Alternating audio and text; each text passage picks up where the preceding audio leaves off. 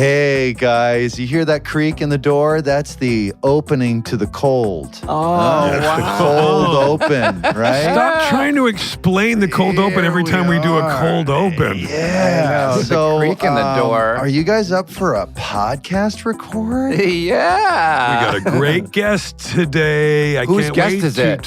I don't know, but I can't wait to talk to Bruce. It's Sure, gonna be amazing.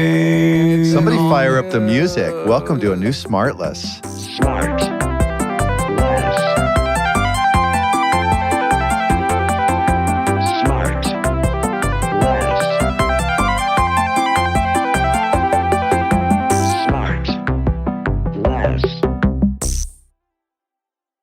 Did you go late last night, Willie? How's it going? Listener, we're in the second day of what the business tree calls principal photography on Will's project, and so far so good. That's what I'm thinking.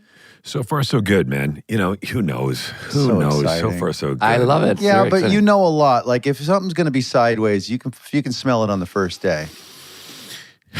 Yes, and no, it feels good. I mean, you know, Do you want me to take a look at the footage, or? do you mind? Yeah, you just send Yeah, it. happy to do a pass. Email it. Yeah, I'll just. I'm emailing, and then a minute later, couple things. Already? Yeah, Wait, right. JB, how's your thing going? How are you feeling down there? Great. Fun, How fun, about fun. that? Yeah. Oh, that's good. But I'm back home with the kiddies and the mommy, and I saw Franny's doing a musical, her last show at her school as a When is it? senior. It's tonight is the final night. They're doing Mean Girls that Tina Fey did with her husband. The book and music. With Jeff, yeah. I would have loved to have And gone to it's see that. really good. Oh, It's wow. really- what a great show! I wish I would have seen it on Broadway too. Does she have a big part? She does. Yeah, That's great. Yeah, I'm very proud of her. Will I see you tomorrow, Jason? Yes, you know. Okay, No. great. No. Well, wait. Yes, you know. Are you going or are you? Oh, you're going to the little gathering, a little party thing. Yeah. What are you going to do? You going to? I'm going to skip that, and I'm you going gonna to go to our friend's house. Oh, you're going to go to that gathering, JB? Yeah. Yeah.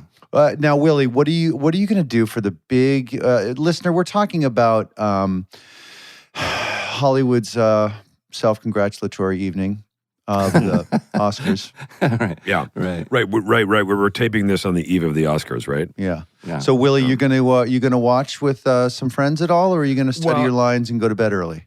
I think that if I had been there, I would have gone with you guys to that. Yeah. I wouldn't have skipped. I would have come with you. I probably would have come in the car with you and Amanda like we've done before. Yeah. And Sean and Scotty, but I guess Sean is too big for that now or something. Yeah, I don't know. Way huge. Yeah. Well, he wanted Tony, and then he's like, I don't have time for it. I need a follow van. And Yeah. No, you guys, I drove you who's guys going to last carry year. my shoes? Oh, you did. No, we met at my last year. We met at my house, and I came down because I was still putting on my tux or whatever it was, and I just hear Jason rummaging through my pantry looking for stuff. That, to and eat. also rummaging through my nose. He pulled my nose hairs out. Yeah. Oh, well, yes. There was a lot of cameras on these nights. It's not a radio thing. God. He really did. You know what? It's funny that we're talking about this big night because our guest today, and this oh, is Just Well, get honestly, to it, Will. What do you got, a lunch? Well, no, but normally normally you're like, oh, what's the segue? And this couldn't be more perfect. Like the moment you mentioned it, because, well, first of all, he's been nominated for 2 Academy Awards. Oh, my God. And yeah. I mean, he's been nominated for, 12 Emmys. He's won 6. This isn't some garbage guest. No. Buckle up, you guys. This is garbage every once in a guess. while we class it up over here. Yeah. And this to me is like gold standard, class it up. Actor. I mean, this is one of those guys that every performance of his I adore. I love watching him, and we all have over the years. He won a Tony in his Broadway debut, Sean. So take that. Oh my gosh. Yeah, so he's got you licked, and then he's gone on to have so many more awards and nominations that it's countless. I think he's got like 2 or 3 Golden Globes. He's got all sorts of. I mean, it's just incredible, and we know him from. He won a Tony for The Changing Room. He was nominated for the World World According to Garp. We loved him on Third Rock from the Sun. I loved him John as Lithgow. Churchill. John Lithgow. It's John Lithgow. Gentlemen. This is so The gold exciting. standard. Wait, and Very John, nice. you just got cast in Harry Potter. You're Dumbledore. There's all sorts of news, gentlemen. so much stuff to so talk excited. about. And we were just talking about you yesterday. This is so bizarre. Oh God. Sean, I'm going to, John, first of all, welcome to SmartLess. What an honor to have you on the show Yes. today. Very cool. That honor is completely mine, you guys. It's a fantastic podcast. Truly, great. truly. And I was excited, and we're all excited, but I know is Sean's cool. been excited because, John, you were quite literally raised in the theater. Yeah. Is that true? Well, yes, it's true. I was a theater rat from actually the first acting I ever did. I was about 2 years old, one of Nora's children in a doll's house with my father playing Great play. Torvald. Wow. I remember absolutely nothing about it, but I'm told I was very good. Yeah. And so that was the beginning of things. But I was, You set the bar high at 2. Yeah. But there were no supporting actor nods back at that age. But Did you see? Did you get a chance to see Doll's House Part 2? Yes, on of Broadway? course, with How Laurie. great was that Metcalf. show? Fantastic. I love that show. And Yeah. I love Laurie Metcalf. So, Yeah, so then was there any other thing that ever got into your head that you might be doing with your life, or was it just like No, that was it? From a very young age, I thought I should be an artist. I wanted to be an artist. I sort of had a facility and parents that encouraged that and bought me wonderful art supplies, and I had great public school art teachers, and I was very serious about it. Did it start with drawing? Drawing and painting and printmaking. But meantime, just as my dad produced summer Shakespeare festivals, and that was my summers, was hanging around, watching rehearsals, being in the plays as like a fairy in Midsummer Night's Dream or a foot soldier. And in fact, by the time I was a teenager, I was playing bits and pieces in Shakespeare in repertory, like 7 plays a summer. Wow. A crazy childhood in Ohio. Now, you might not be the right person to answer this, but I've always had a fear of even trying Shakespeare because I think that it would be almost impossible for me to learn the lines because it's basically a different language. But since you started so young, was that a hurdle for you, or do you think how difficult a thing is that? Not at all. I mean, you're right. I had the good luck to just hear that language all the time. But it is learning another language, or at least feeling that it is a natural way of communicating. Yeah. Right. You certainly can't paraphrase. No, Right? You have to be precise. Yeah. Yeah. You're not throwing a lot of like, I mean, and Right. you know, Like, Yeah. know. Although, there's wonderful Shakespeare that completely breaks all the rules. yeah. There was a wonderful production of Much Ado About Nothing in New York in my 1970s theater days with Sam Waterston and Kathleen Widows. And it was set in Teddy Roosevelt's America. Oh, It interesting. was kind of ragtime music and They contemporize the dialogue a bit. coming back from World War I, and it was as spirited. It captured the spirit of Shakespeare better than most productions. Yeah, I've seen a few of those. Yeah, sometimes you see those. I remember seeing what was it at Guildhall? I thought in London. It was like, and everybody's on motorcycles and stuff. And then of course Ray Fiennes, when he did Hamlet on Broadway, was incredible. I really loved that back in the '90s. I thought that was pretty remarkable. But so John, so you grew up. So your dad was produced theater, and your mom was an actress. Is that right? She was a retired actress. She was, but I never really knew her as an actor. She retired early and just sort of kept track of the family. I mean, we literally lived in about 8 different places. It was we were like a vaudeville troupe, except it was Shakespeare. Which is pretty cool. just in your blood. And then you go, and then you graduated from high school in New Jersey. I think in Princeton, New Jersey, right? Your dad was That's there right, working. Princeton High, yeah. Princeton High, and then you went to Harvard. Yeah. And Nice. you can, I know, and you continued and you were there and you were studying what at Harvard? English, history, and literature, very scholarly Yes, major, but I totally. fell in with the theater gang immediately. And that's when it happened. That's when I decided. You know, I was already like a seasoned actor by pure osmosis. Right. I had just been around actors. I and my siblings were like best friends with all these young theater actors, mainly sort of graduates from Carnegie Tech who'd come down to do my dad's Shakespeare festivals. I had lived in that world, so it just came very naturally. And I was a campus star at Harvard. And if you're a star at anything at Harvard, you'd better go with the flow, because that is a competitive place. I wasn't good at anything but acting there. Yeah. What about your siblings? Did they go into the same field? No, both my sisters were teachers and wonderful teachers, and they directed student theater. Oh, really? And they were, and my older brother was an airline pilot, who then retired and worked for the FAA. No way. Wait, did he fly big commercial planes? Yeah. Oh my God. Charter flights. I was never in an airplane that he was piloting. No, on purpose? Maybe that was against the rules. I don't know. But That would unsettle me. I like that whole sense that I never really see the pilot. You do love that. Yes. Yeah, because I just don't feel like it's something humans should even be able to do. It's so specialized and To fly a plane? It's just like how do you do that? Yeah. You know, Wait. if they become human to me, then all the That's right. foibles go along with it. But wait, but as you board it, you passed. You just not look into the cockpit. Yeah, I just look right. I look right. You know, yeah. Jason, best John, not you to have know. to understand something about Jason. He has very interesting ways of compartmentalizing things and putting things in certain.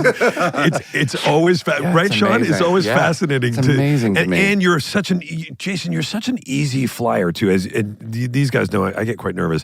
And Jason, just like you never get phased. You're like you give into the right Yeah. once you're on there. I do. I hit fuck it real quick. Yeah. And I No, immediately, it's- well, my mom was a stewardess or flight attendant for Pan Am for 30 some years. So I I would always get nervous when she'd leave, but she always came home. And I'm like, well, Yeah. I would always fly. I would always make sure I flew the first flight out in the morning, so I didn't sleep. So when I got on the plane, I was so exhausted I didn't care what happened. oh. I thought you were flying the first one out because you thought that one had the best odds of landing. Well, that's first true. flight. Yeah. When my favorite airline pilot story, beyond my brother's many stories, when I was in World According to Garp, playing Roberta Muldoon, I wasn't amazing. very good. Way ahead of his time. Wasn't cadging for applause, gentlemen. No, Yeah. you're going to But- get it. on No, that. but there's where's the audience here? I love it. That car.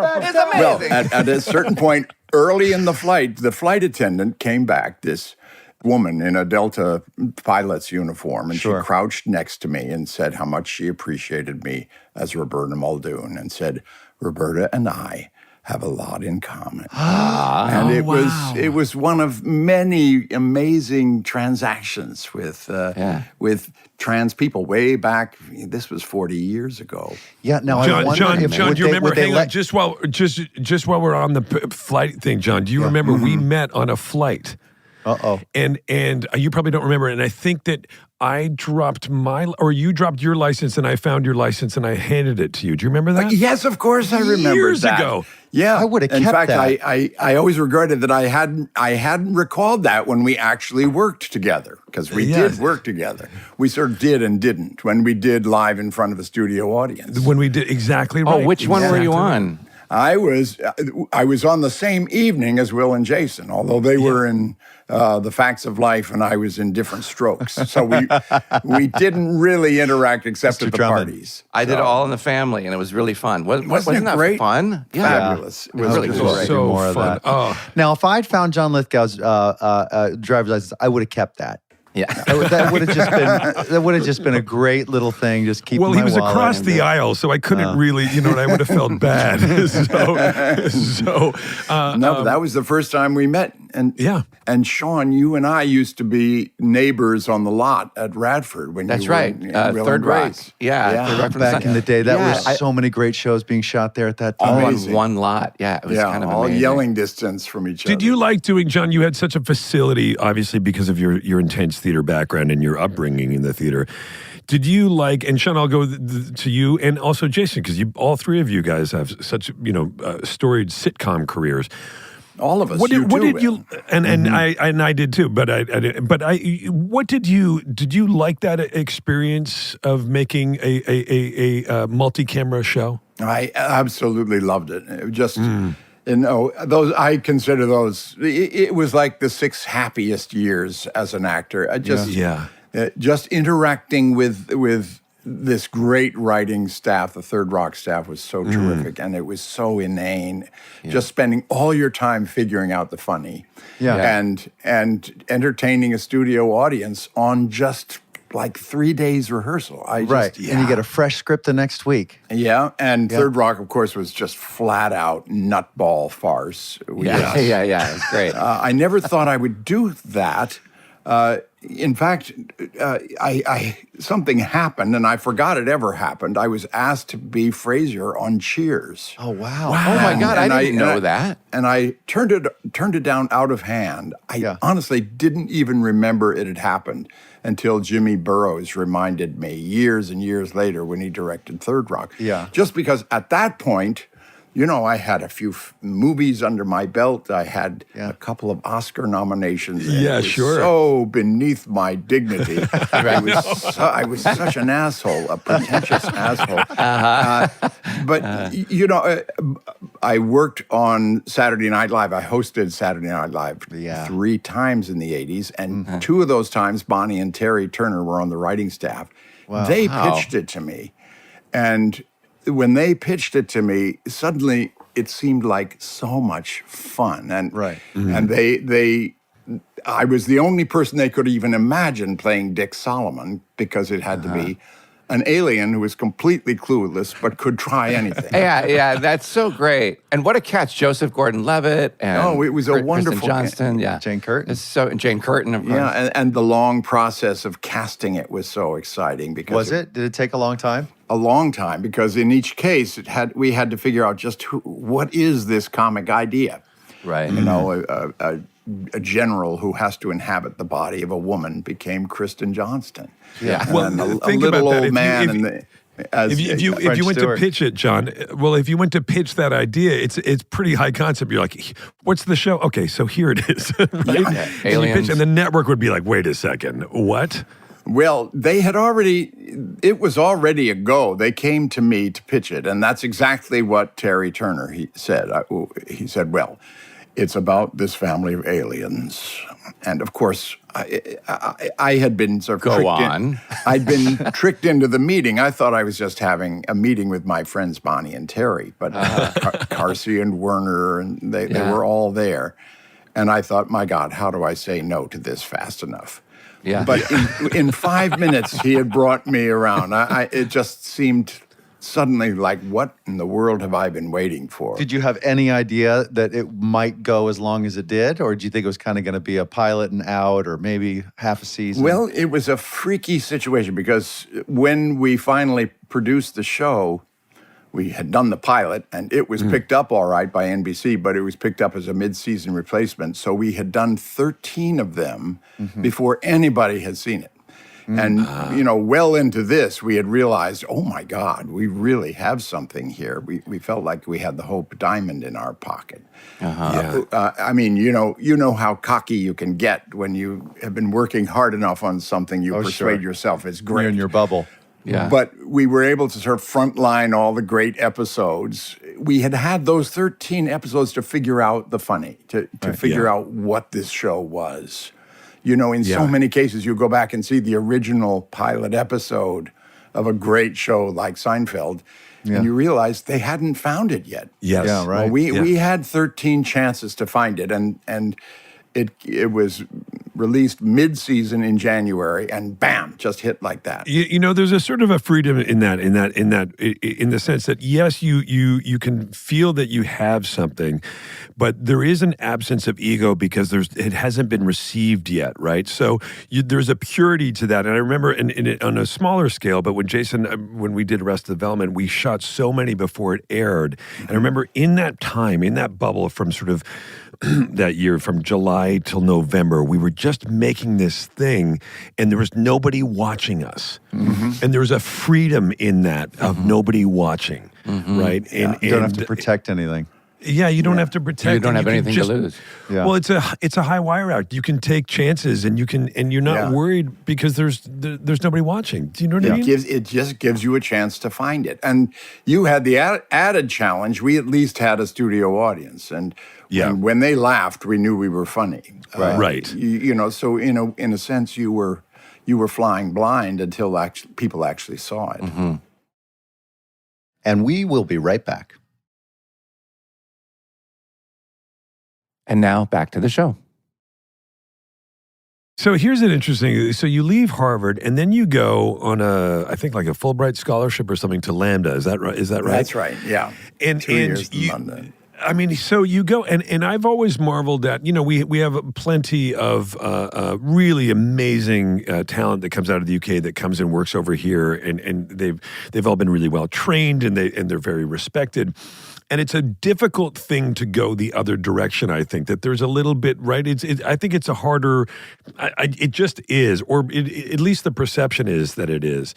And I thought that it was, it's a real testament to your ability as an actor and as an artist. I hate to break it to you. You said you're not going to be an artist. You are an artist. Yeah. And you went over there and really, just sort of jumped right into that and being a performer over there overseas. And you did a lot of theater over there as well. You did Shakespeare in England as an American. Yeah, that's got to be wild.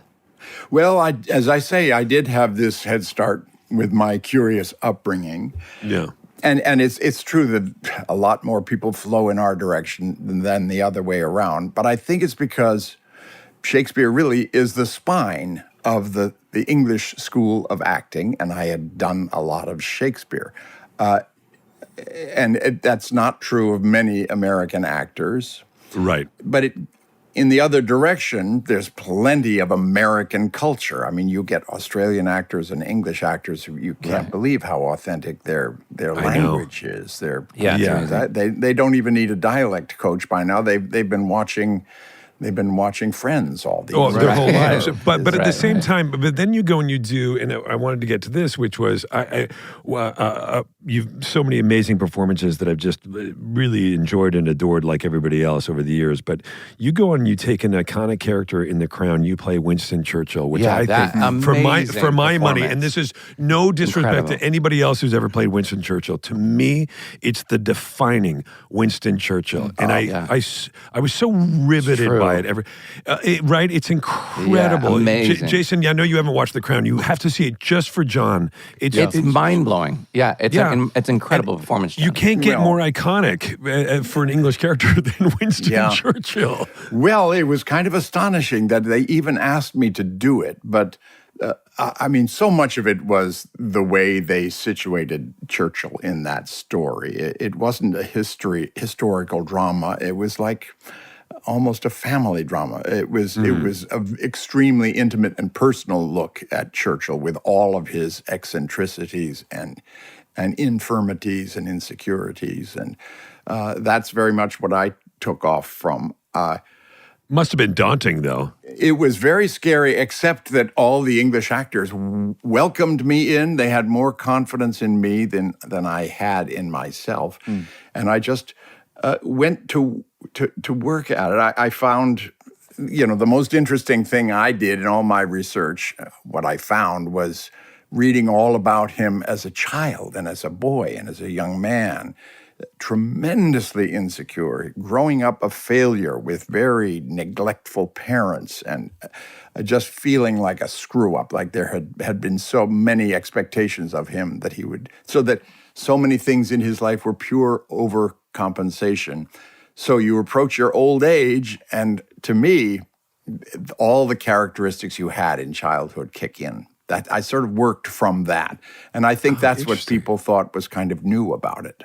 That is interesting. Yeah, he did, and he had such a childhood, and his adult life was varied in the things that he did. Right, as sort of head of the Admiralty and all that kind of stuff. But right? so many huge successes and colossal failures, and kind of constantly recovering one from another like a parabola.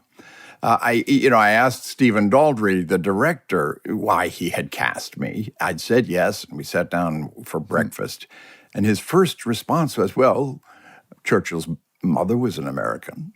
And that's true. She was this Baltimore aristocrat. That's right.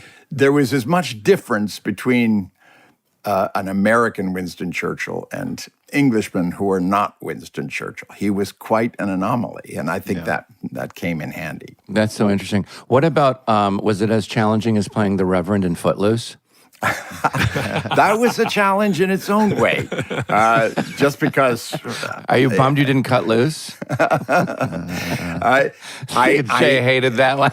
I felt like it was actually Footloose. I go back and look at Footloose now, and I think that was a really good movie. It's a great movie. I love that movie. There was so much meat on the bone. Herbert Ross, the director, and Dean Pitchford, who wrote it, they really took this story seriously. Yeah. And I felt I had to take this character, Reverend Shaw, more seriously. And I, who have virtually no religion in me, I actually sought out a preacher. In the Yellow Pages, I looked up an Assembly of God ministry and called up and sought spiritual advice. Wow. Counseling. Wow. And would you share that? Will you share that contact with Jason? That'd be great. He could use.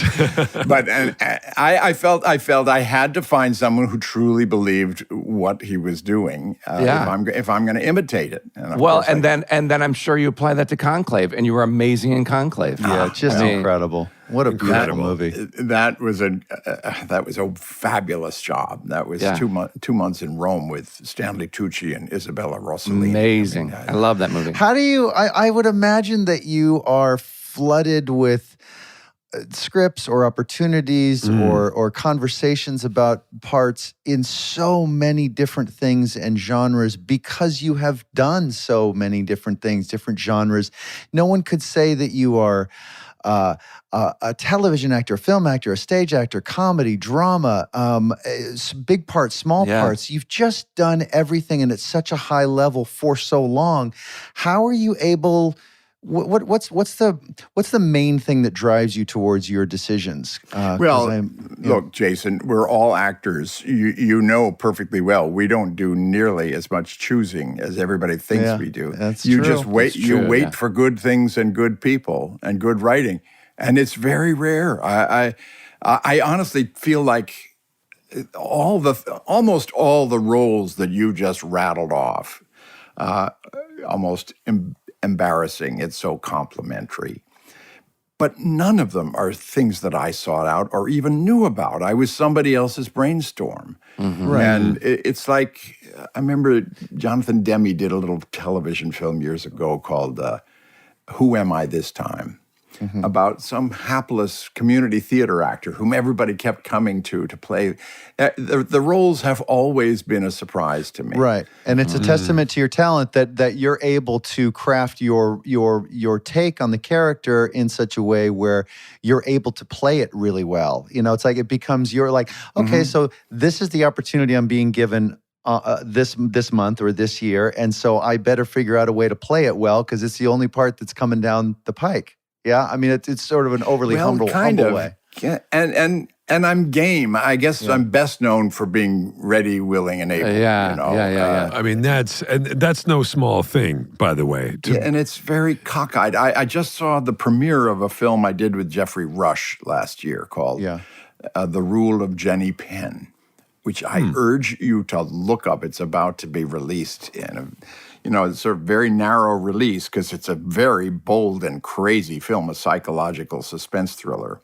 Okay. In which I play by far the most outrageous character I've played since Dr. Lizardo. And he is the monster in a horror movie. He really is. He's a crazy guy who's out to torment Jeffrey Rush. in a senior care facility in New Zealand. I mean, this Wow. is a crazy film, and it is great. I read that script. This wonderful young director in New Zealand named James Ashcroft, he said, I've got to have you play this part. And I was terrified of doing this. It's like, my God.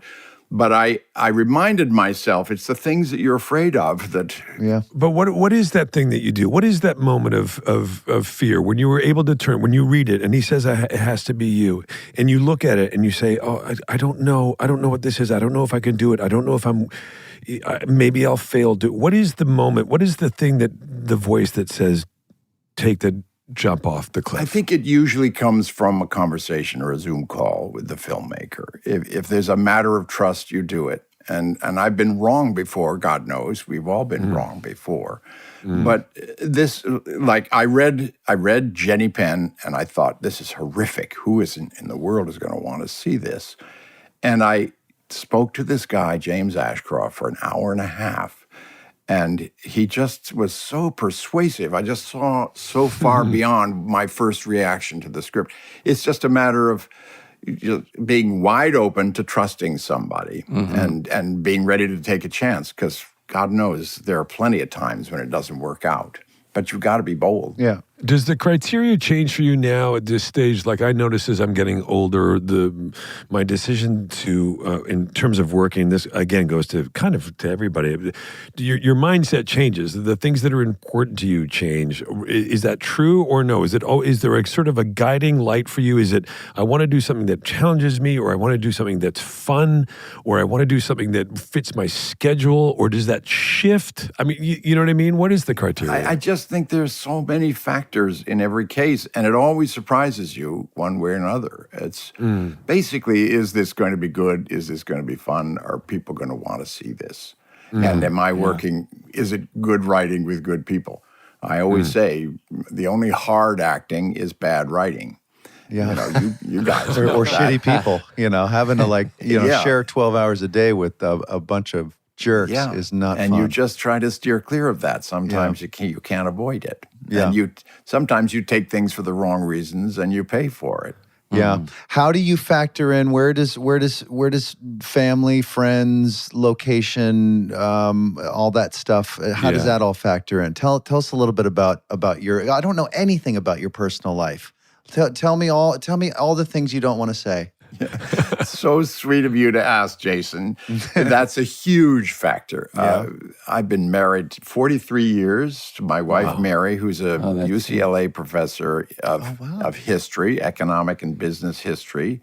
We are an unlikely couple. God never meant professors and actors to get married because our lives are so different. Yeah. She is constantly having to adapt to these crazy right-angle turns I keep taking. I mean, just think, being asked to play Dumbledore is contemplating literally years in England. Yeah, I know. And that just disrupts everything.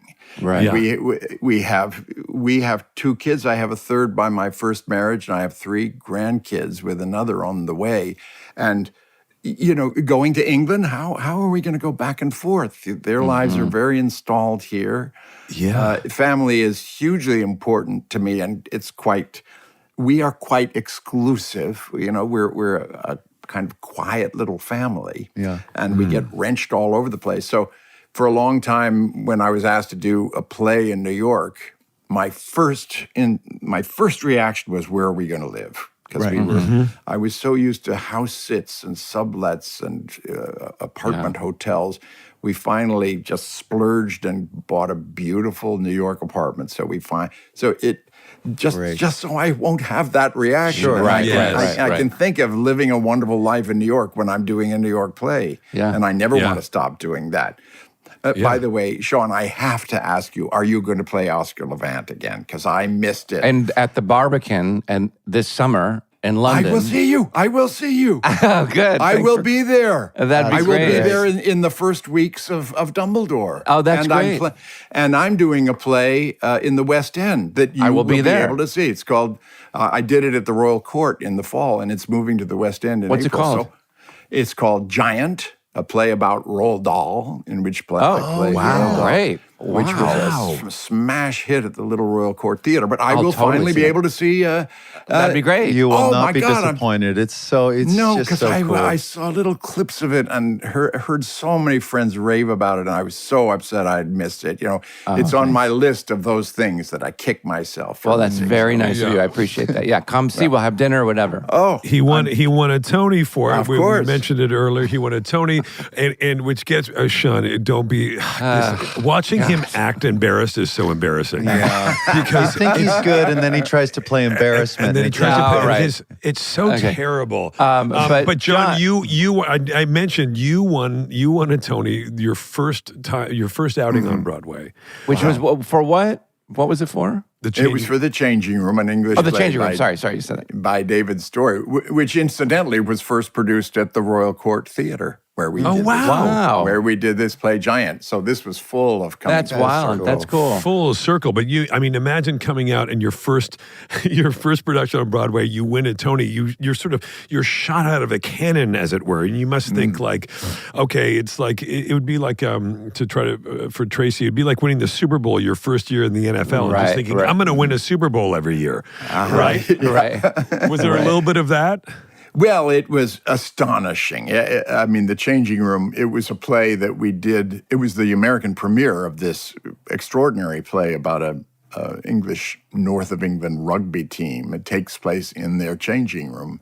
It's sort of super realistic. I'll read for that. Yeah, it's a great thing that we did at the Long Wharf Theater in New Haven, and it got a lot of national press and moved to Broadway. Until then, I had done rep for my dad, and I had actually started directing just because nobody would hire me as an actor. I was actually doing just fine as a director.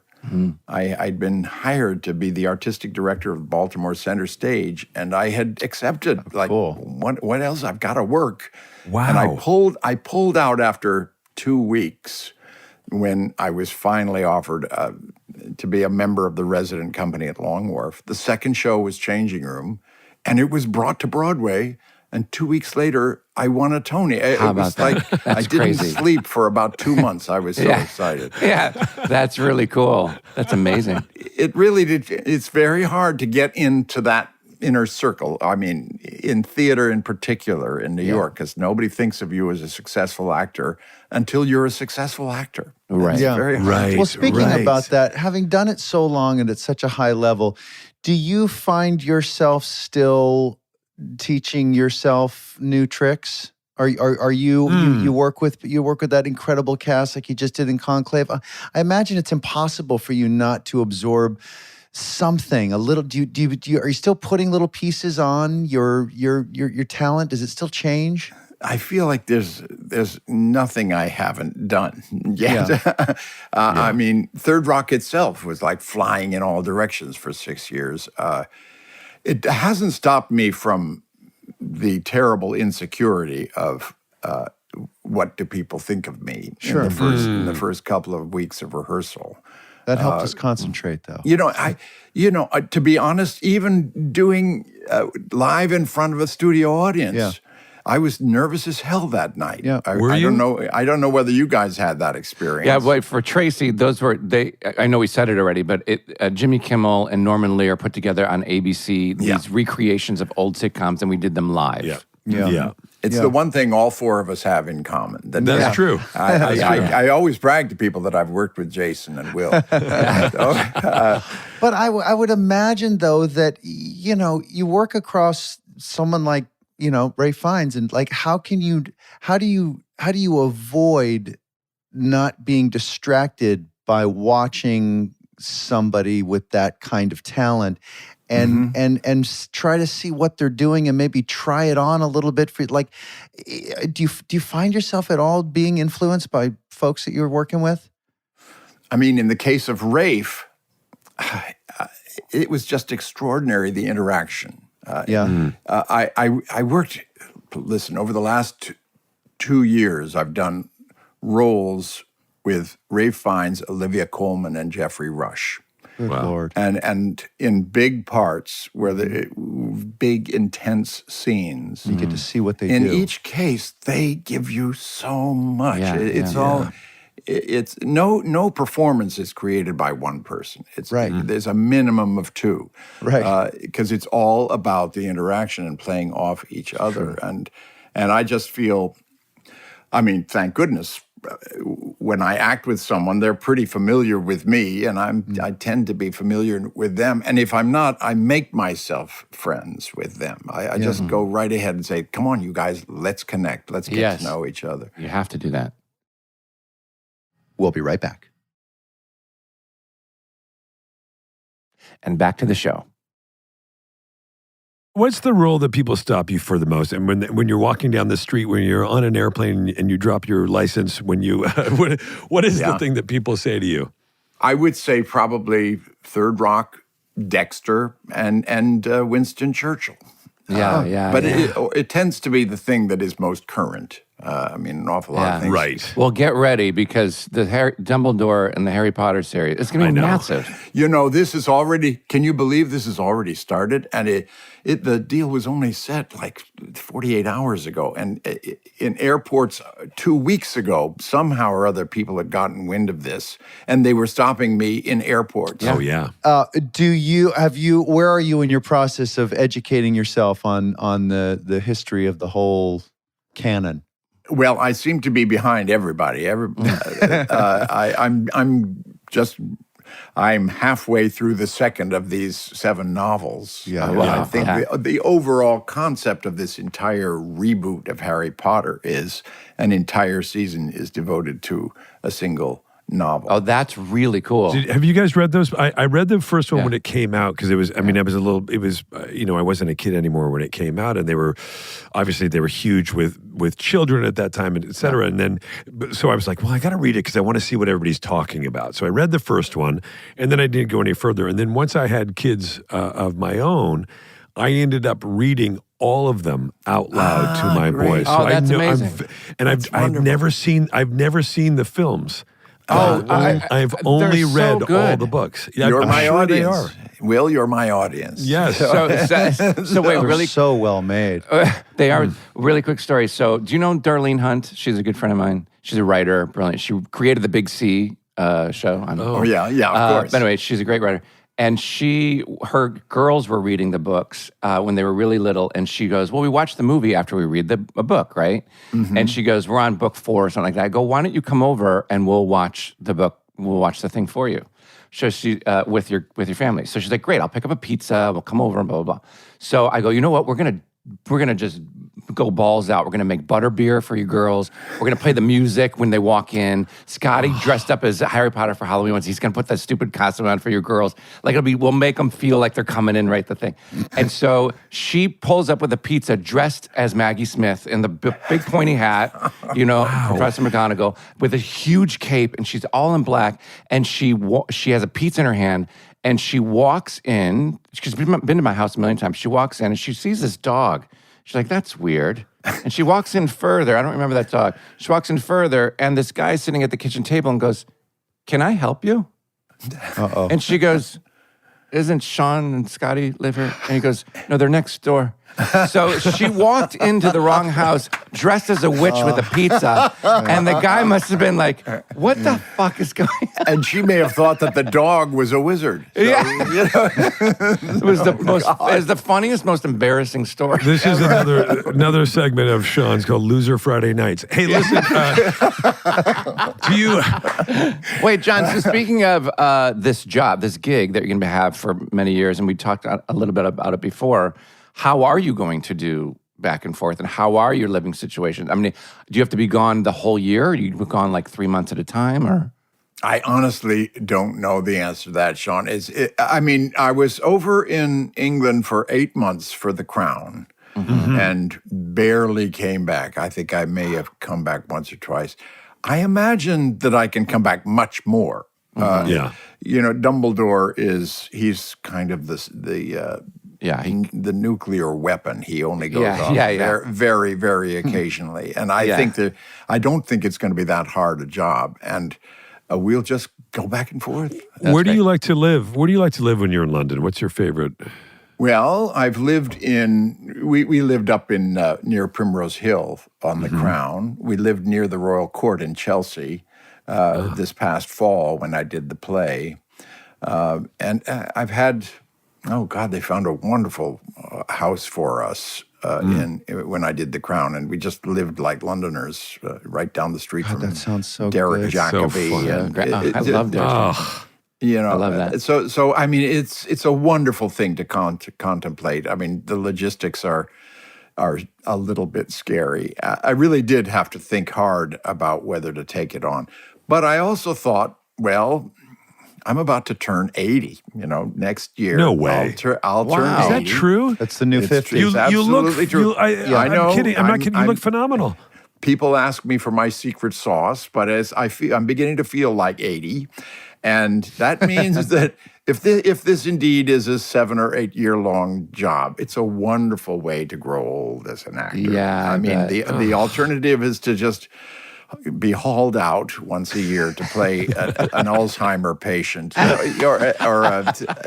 play a wise old wizard. An awful lot of death scenes with weeping middle-aged children. John, let me just say this: if you played an Alzheimer patient, I'm sure your performance would be unforgettable. By the way, you did in Planet of the Apes. You were great. You were an Alzheimer's person. Sean, I love you. I didn't have to bring that up myself. Yes, of course. Yeah. Now, is your wife have to be at UCLA every day teaching class? No. She is retired from teaching. Okay, She still researches and writes and goes to conferences. She travels more than I do. She travels all over the world, and I'm a trailing spouse on many occasions. Is home base still Los Angeles, though? It's more LA than New York, but we've split our time between the two, and now we're triangulating really with London. Yeah. What a dream. That is my absolute dream. That triangle. And Mary's from Montana. We have a little cabin on a lake in northwestern Montana, and that's kind of our runaway place, which is just absolutely beautiful. So it's great. It's great. Now, if you leave this podcast today without me asking if you have a funny theater story, these guys will kill me. Yeah.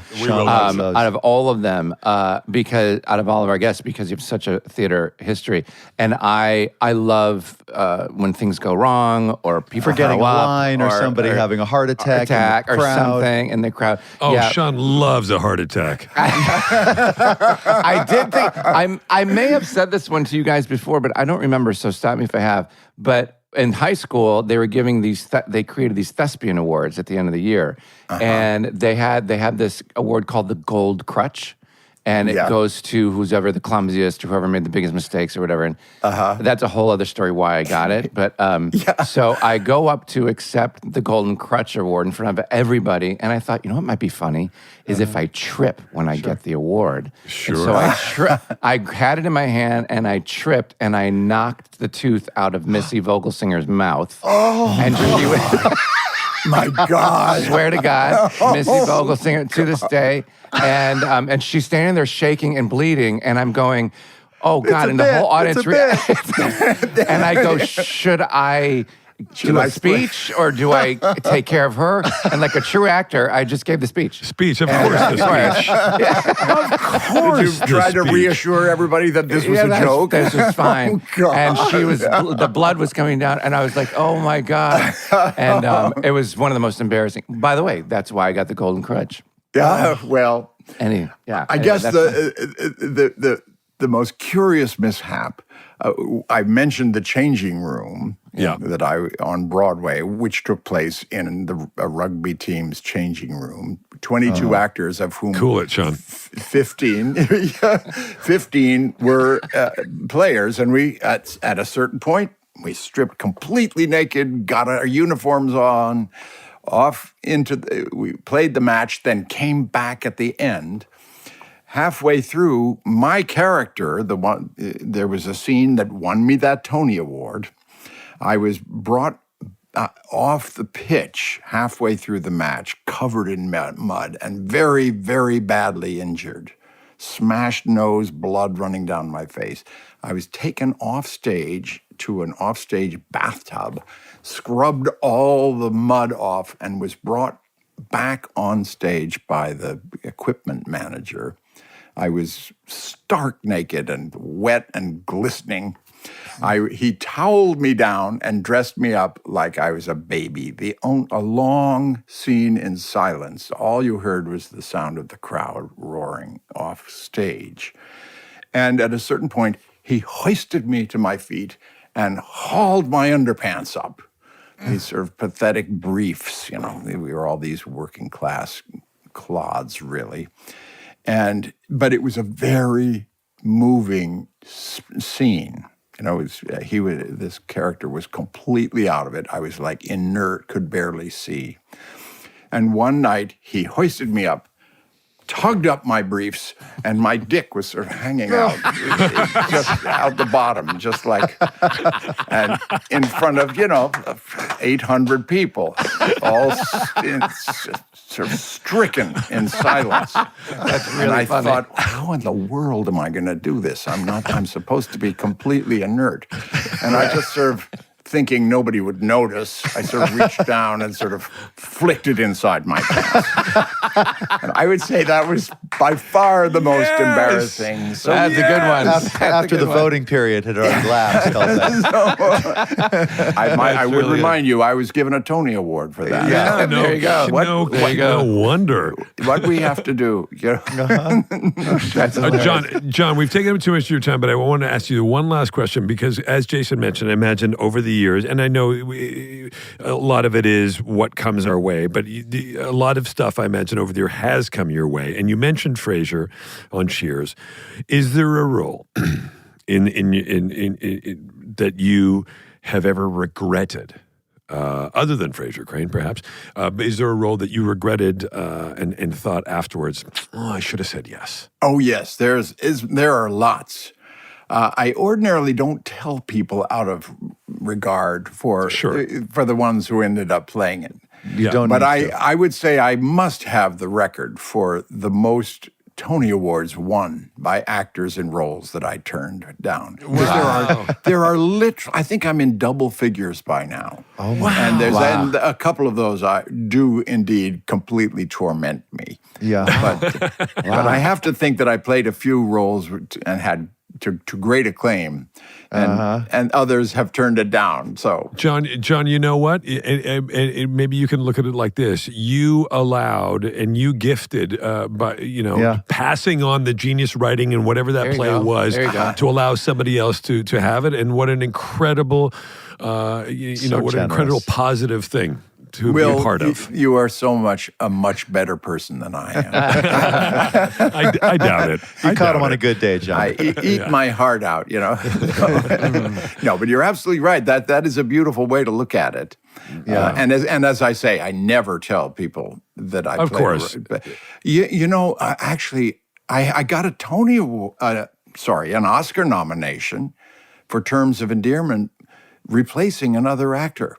Huh. Wow. They had shot a couple of scenes with Deborah Winger in Terms of Endearment, and they had to let him go because it just wasn't right. Yeah. Right. They just didn't feel okay about Deborah Winger having an adulterous affair. So they came after me, thinking I'm the perfect adulterer, apparently. Yeah. Wow. And I have never revealed this actor's name, just out of respect for him. Even though there were perfectly good reasons that I just explained why he wasn't right for the part. At that point in your life, you were the seediest person. They were like, we need somebody seedier. Let's get Lithgow. Exactly. When we did Third Rock, we had something that I called the Lithgow rules. If anybody was ever replaced or dropped from the script, if the part was written out or whatever, that actor would have to get 2 phone calls, one from me and one from our producers, just to say, I love that. It wasn't you. That's great. Here are the reasons why. Because, it just has happened so many times in my experience that people are just cut out of films or dropped from, or replaced. And they don't hear from anybody. They don't hear anything except from a casting director calling an agent, calling an actor and saying it didn't work out. Yeah. And that's so crushing. It is. It's just because there's always 10 perfectly good reasons for things like that That have nothing to do with the talent. Right. Yeah, No. and we actors, we can take it. We know there's reasons for it. Yeah. Right. So there's no. But we're reason soft. We're soft. We need to be that, held. It is that I've been, you guys probably have too. I mean, I've been fired from jobs Oh, yeah. before, or my character was written out, and and then there have been people who were really kind. I've mentioned before, casting director, she's not really doing it anymore, Deb Barilski, and I got fired from a pilot that went to series. And I heard nothing. And the show got picked up. My character was written off. And I was, I wasn't young. I was 32 at the time and just thought, oh, fuck it. And I was feeling really shitty. And I was in New York. And Deb Barilski wrote me a card. I got it in the mail, in my mailbox here in New York. I got a card saying, they made a mistake. It wasn't you, and blah, blah, blah. And it was one of the kinder things. And a few months later, she cast you in Arrested Development and made Actually, your career. a few months later, she begged me. I was doing a play in New York, and she said, "You have to come." And I said, "No, I'm not interested. I'm so jaded." And she goes, "You have to read for this thing, Arrested Development." Oh, fuck. Oh my God! But a I great know. story. And it changed my life. Yeah. That is So cool. anyway. And it happens to everyone. I would say this to young actors over and over. It happens to all of us, and it had never happened to me. But I was finally, oh my God! I went to the premiere of a film in which I had 7 lovely scenes, and I went to the premiere. I was just in New York and I saw, oh, there's a premiere of this film that I'm in. I'll call them and go to the premiere. Well, I sat down and watched my first scene and it was cut in half. And I thought, well, that's too bad. Well, we'll wait for the next one. The next one was cut from the film. The next one was cut. The next one was cut. All that was left of my character was about the 30 seconds of my first scene in which I had stated the premise of this romantic comedy. But it was enough to trigger residuals. And I sat there with my 2 kids and just experienced what I'd always told actors. It happens to all of us. Yeah. It's true.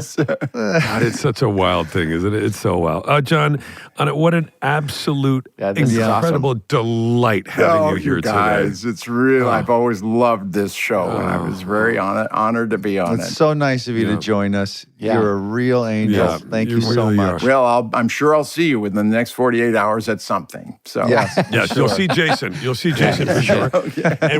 And we're going to come and see you in London. We're going to come and see Sean and absolutely. JB, and we'll Sean, come I'm and going to each other. see Oscar. Good night, Oscar. The I'm great so excited. news. Yeah. That's what I take away from today. Thanks, pal. Thank you. All right, John. Thank you. Oh, I haven't told you about my history with Bennett.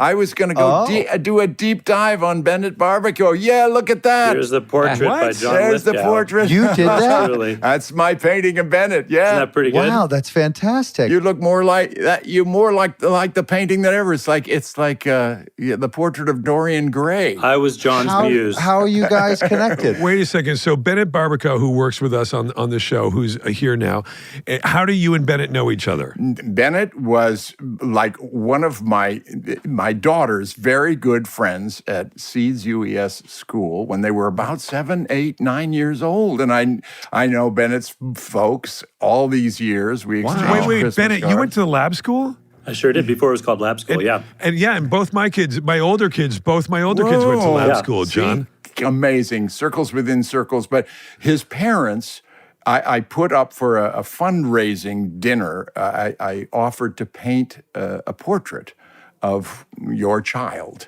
And they bid and they won. And so I painted Bennett's portrait.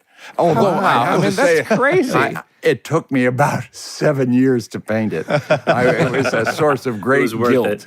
But I finally showed up. That's How amazing. cool is that, Bennett? When people come over, you go, look at that. John I know. Lithgow did that. It says baby. JL at the bottom. That's yes. cool. Bennett, That's cool. Bennett, your mom and dad love you.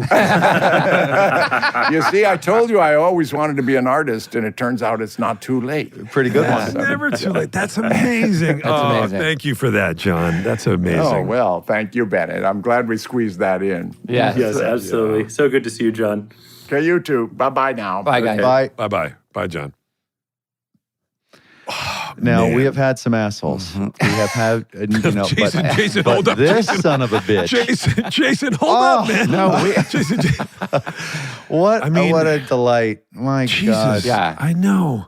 I feel like I've known him. I feel he's He's a good guy. Wow, I can't believe he's almost 80 and He looks younger than Jason. It's fucking crazy. Right, I know. I got to see him play that killer because I can't imagine him ever being nasty. I know, I wanna see ever that. being angry. You can. You see through it. You think it's all bullshit. No. I don't mean it that way. I don't mean it that way. I mean that he is such a versatile. Yeah. He has such facility as an actor. I mean, he has played. I'm trying to think. He's played like some Raising Cain. Yeah, Raising Cain. Some scary characters. And he's still doing theater. I mean, how about he's like, I'm doing Dumbledore. Oh, I'm going to do this play though. Before I'm like, I know. God doesn't slow down. It's very inspiring. But anyway, it's a great call getting him. I love him. We were supposed to have him on before, and there was a thing, and it was messed up, and it was so. But we had a technical error, one of our episodes that didn't work out, and I was like, oh my God, are we ever going to get him back? Because he's traveling all the time and he's working all the time, and I just thought, God, I was so happy that we were actually able to make it happen. Yeah, he's great. Yeah, I mean, he's just. I'll bet you could rattle off at least a dozen movies that you go, that's right, he was in that. He's just always got some great part in some great project that you forget about. Yeah. Oh, dude, he's been in everything. Yeah. Right. You know? Yeah. I mean, if you take them all, boy, all his films. Yeah. It's the pause. Work. It's the pause. That's what it is, Jason. It's the pause that he You takes. can also hear the engine start. Like, that's true. That's true. If you take all of them and put them together, it would be such an incredible body of work if you take them all and you come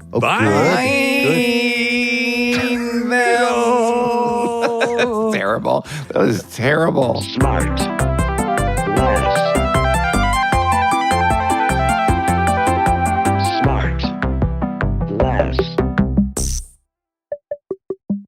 SmartLess is 100% organic and artisanally handcrafted by Bennett Barbaco, Michael Grant Terry, and Rob Armjarf. SmartLess.